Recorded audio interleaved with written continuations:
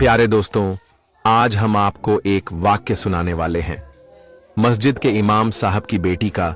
जब उस लड़की की वफात हुई तो उस पर अल्लाह का ऐसा अजाब नाजिल हुआ जिसे देखकर पूरे मोहल्ले वाले तौबा तौबा करने लगे। तो चलिए आज की इस वीडियो में हम जानते हैं कि इमाम साहब की बेटी ऐसा कौन सा गुनाह किया करती थी जिसके करने से इमाम साहब की बेटी के ऊपर इतनी बड़ी दर्दनाक अजाब नाजिल हुई। मुकम्मल वाकया जानने के लिए हमारे साथ आखिर तक रहिएगा, क्योंकि शायद आपसे भी ये गलती हो रही हो और ये बड़ी सबक अमोज कहानी है।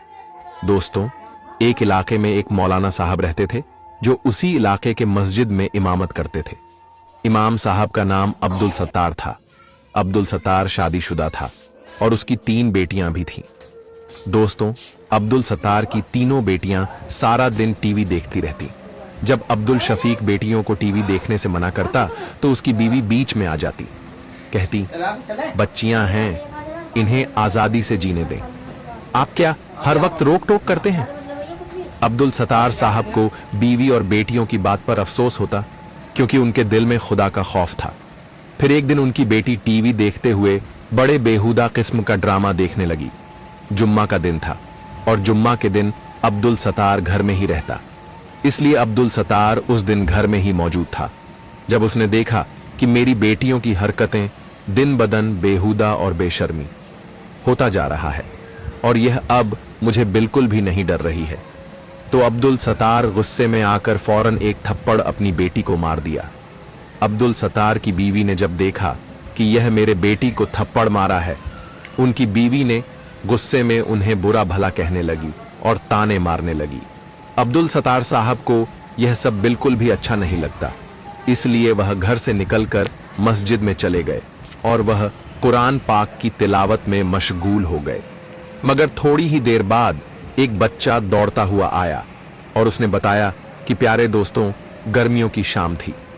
असर के बाद भी ऐसा लग रहा था जैसे अब भी सूरज नेजों पर मौजूद है और गर्मी कम होने का नाम ही नहीं ले रही थी।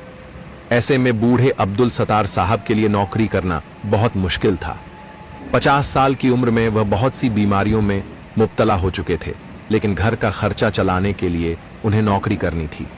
एक बहुत बड़ा टेंशन अब्दुल सत्तार को यह था कि 3 जवान बेटियों में से किसी की अभी तक शादी नहीं हुई थी।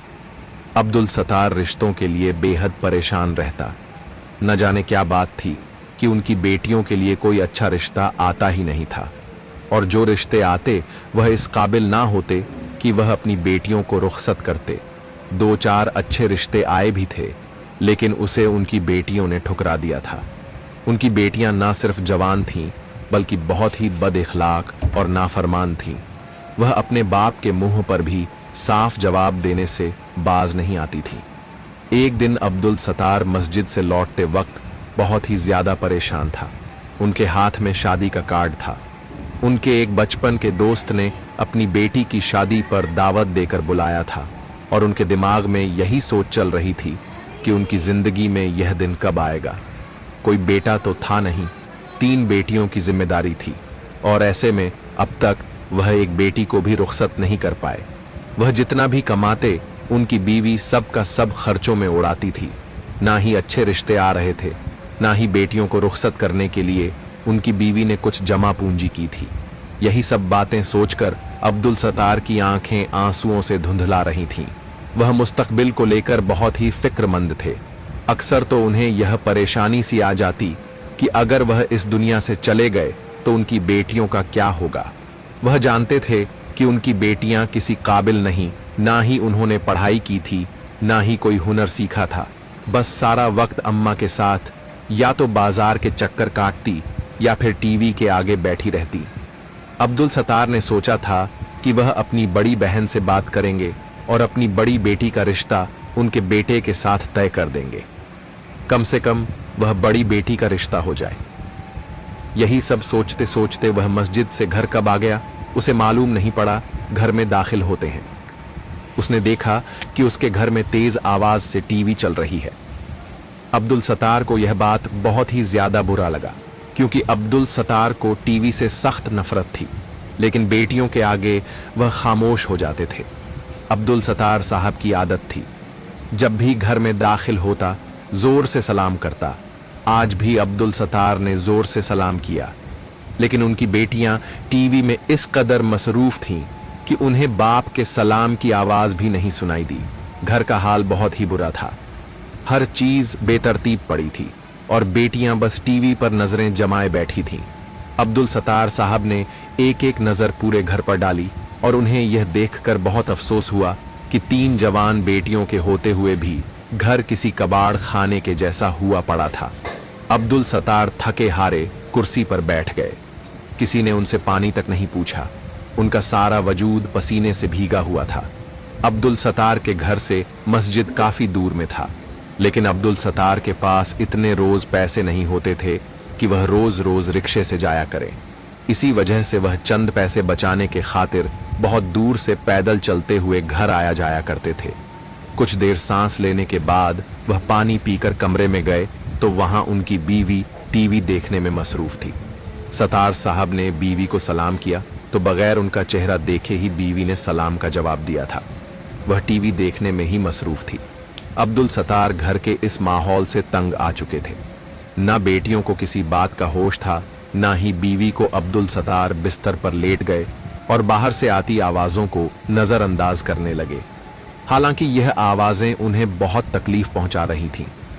अब्दुल सत्तार साहब एक नेक आदमी थे, 5 वक्त के नमाजी और मस्जिद के इमाम थे।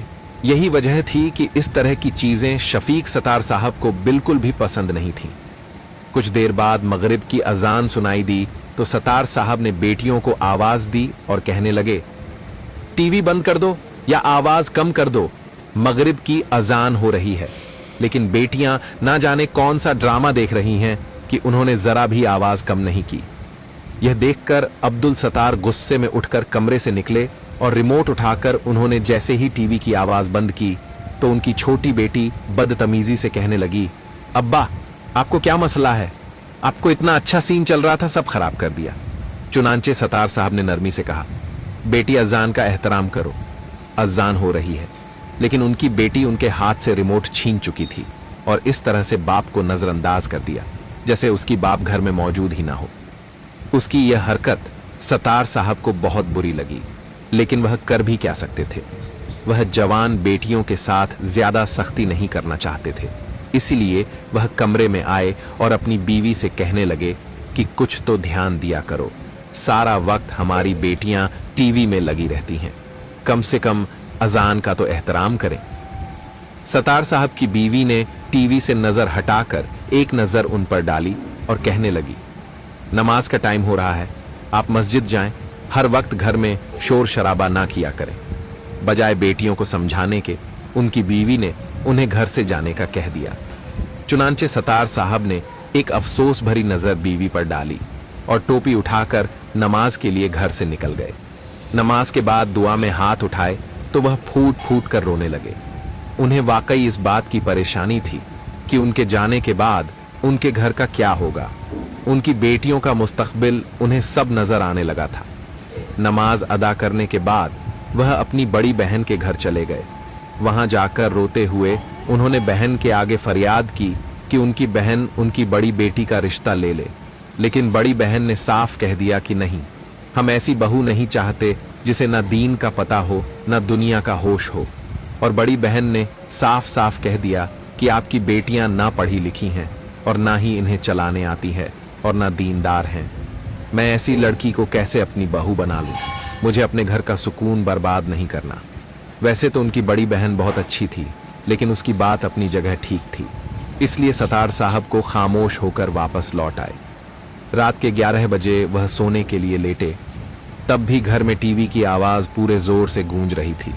और फिर उसी रात 1 बजे तक वह कच्ची पक्की नींद में करवटें बदलते रहे, लेकिन टीवी की आवाज कम ना हुई। उनकी बेटियां सारी सारी रात जागती और आधा आधा दिन सोती थीं, और यही वह बातें थीं शायद जिनकी वजह से कोई भी सत्तार साहब की बेटियों का रिश्ता लेकर नहीं आता था। चुनांचे अगली सुबह सत्तार साहब की आंख खुली तो उन्हें शदीद बुखार था। मजबूरन उन्होंने उस दिन छुट्टी कर ली। आधा दिन तक घर में सन्नाटा रहा क्योंकि उनकी बेटियां सो रही थीं। लेकिन जब